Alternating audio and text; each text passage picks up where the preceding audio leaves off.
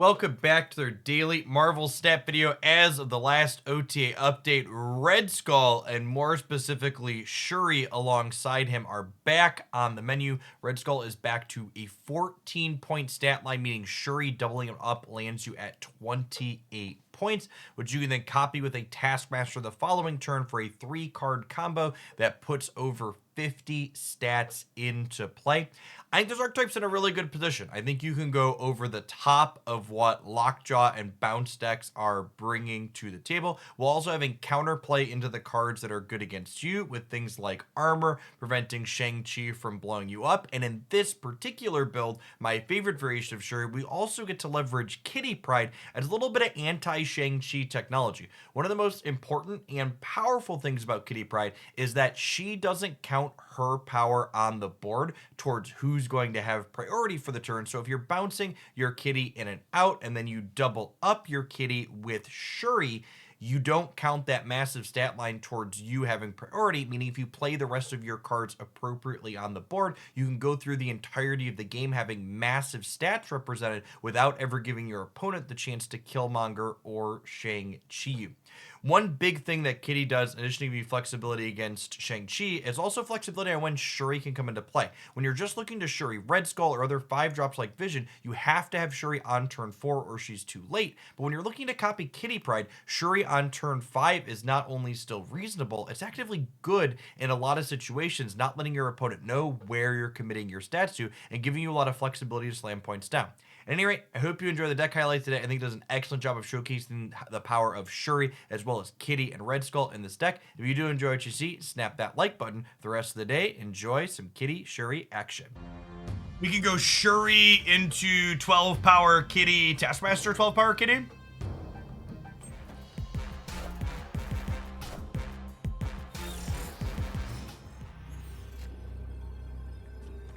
One of the big things I think this deck does well is that this deck is really good at being able to play Kitty on Shuri on turns 4 and 5. And I think the traditional Shuri Red Skull deck that was good before Shuri got nerfed is still good now. But I like this build because it has more flexibility.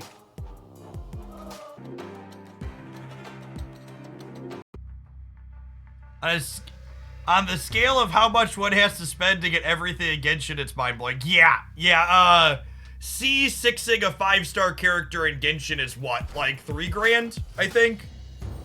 And that's not even to mention if you're trying to like R5 weapons and stuff like that. Like it's magnitudes different than this game. They're not even in the same ballpark.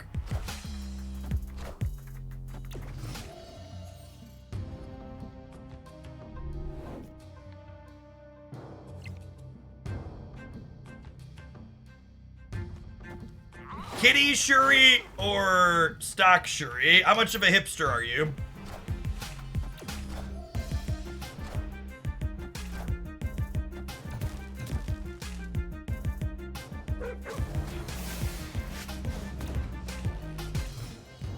Super hipster. Definitely Kitty Shuri then.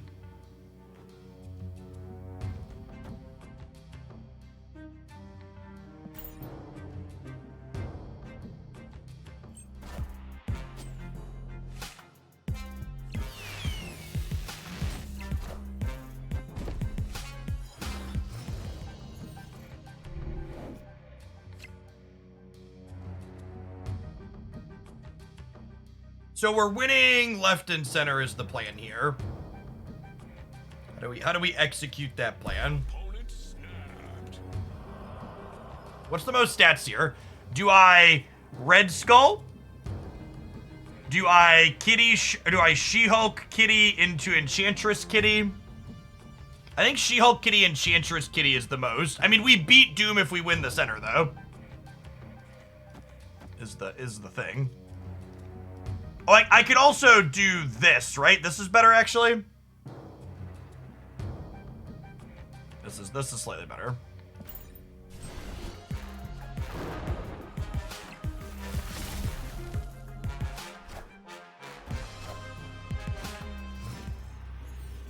Because remember, this Enchantress is going to take 4 points of power off of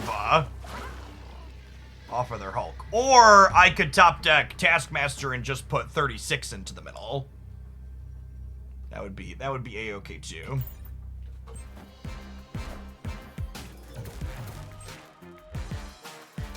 Alright, RNGesus, take the wheel. We got him, right? We got him. We're at 37. We're at 38. Guys, gals, and non-binary pals. We got him. Ha! Got him. You know, I talked about this when there weren't any high evolutionary changes in the OTA. Shuri becoming a meta deck could be something that pushes this high Evo Lockjaw deck down, because this is an archetype that can compete with them in the territory of raw stats. This card getting buffed could be a metagame shift. We're gonna have to see how that plays out here.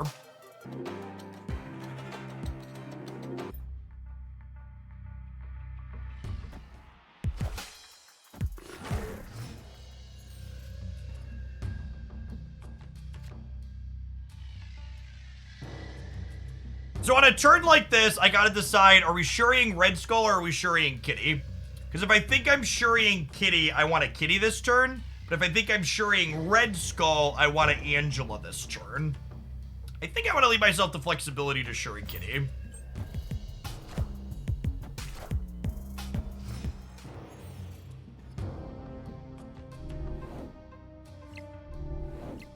My earlier question, with a fallback when you have all the possible cards and variants, is Premium Mystery Variant. Okay, that makes sense. Premium Mystery Variants is a new thing they're adding to the game. They are a 1,200 gold or 700 gold variant and guaranteed not to be a pixel.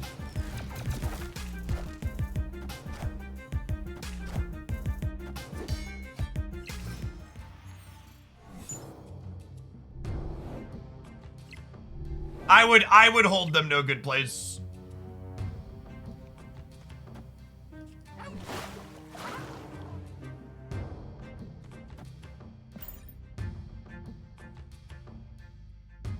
And honestly, this might be the single most important thing about this upcoming economy change, is the addition of premium mystery variants to the game decides objectively once and for all that yes, pixel variants fucking suck, and even Second Dinner thinks so.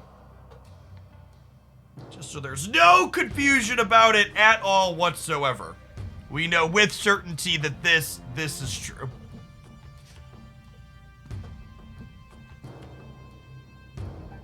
So this is kind of an interesting choice we have to make here. Do we Shuri into Kitty and get a 12 power Kitty this turn and then be able to play 12 power Kitty anywhere? Or do I Kitty into Shuri and then be forced to play a big thing here and play for this path? I think I don't mind being forced to play here. I think we're probably winning here.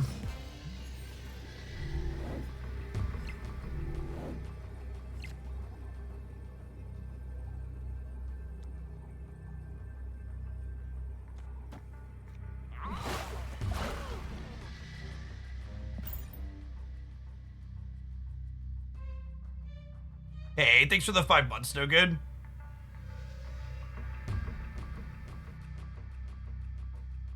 They've officially recognized that pixels are garbage, yes.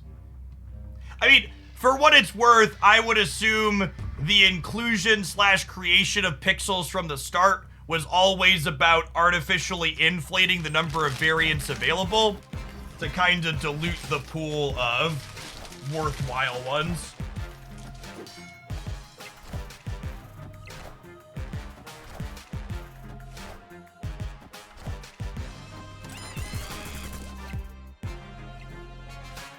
And they chose not to play for the Shuri path, and then we won the left one. Victory.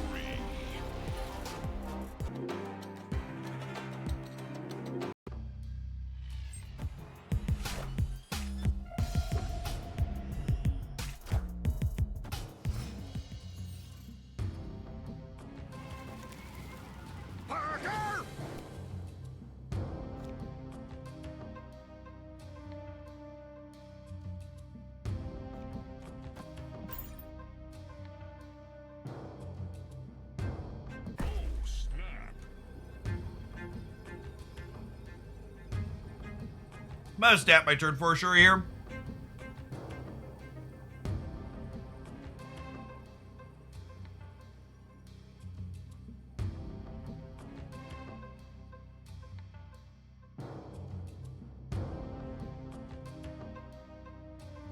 Why does Ego play so poorly? Ego plays completely at random.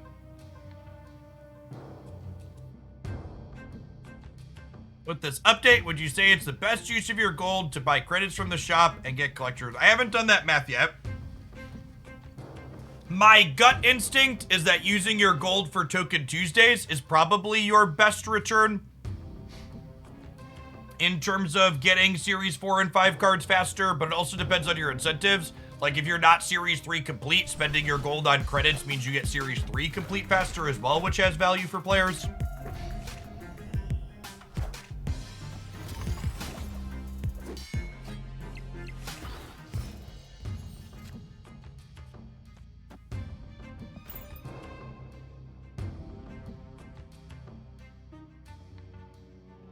It's dumb that you have to do that math instead of showing us their internal calculations because they expect people to optimize anyways. I think you're actually really off base on that.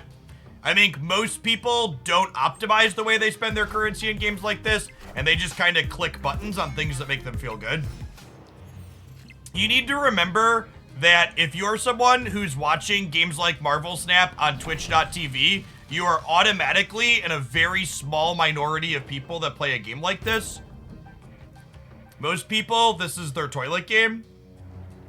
They don't think really about what they're doing or why. They just buy things that spark joy.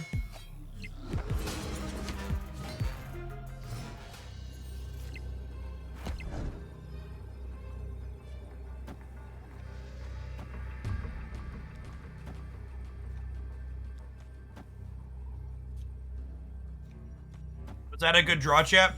If so, why? Please explain.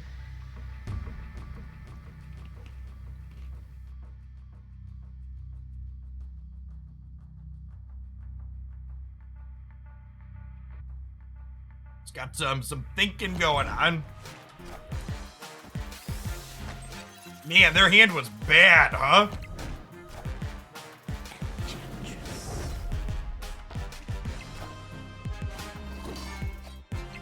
Hey, Mitch, welcome back. Appreciate the 7th month.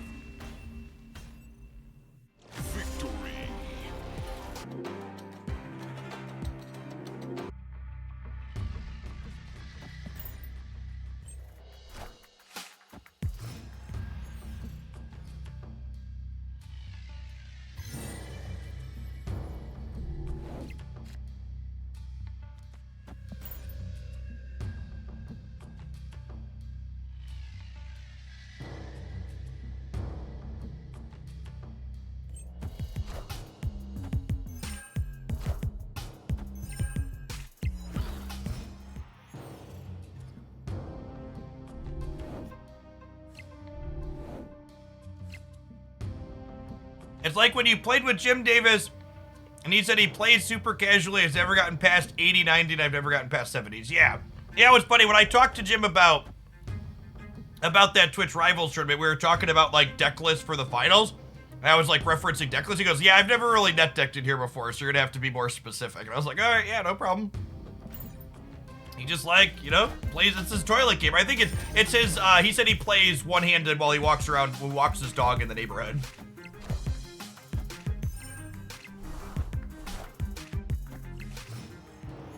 Leash in one hand, Marvel Snap in the other. Angela's a wonderful draw here.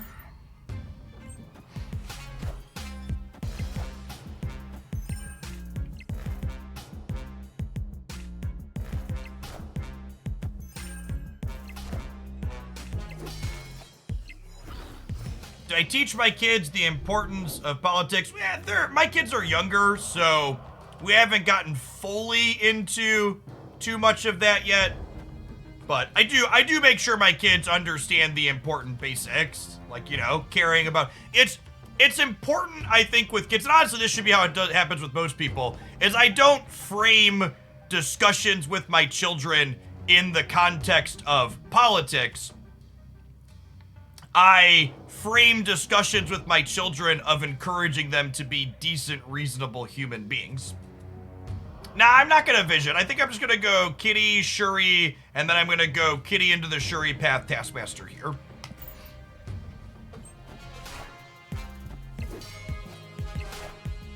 So, you know, I encourage them to be empathetic.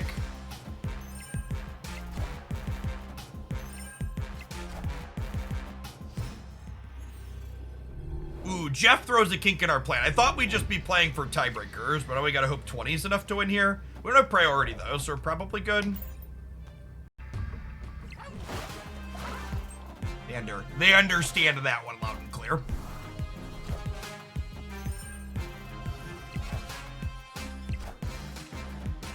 Breaker. Oh no, with Xandargus. I thought we were gonna go to Breaker and be good, but we're just over by one in the middle. Victory.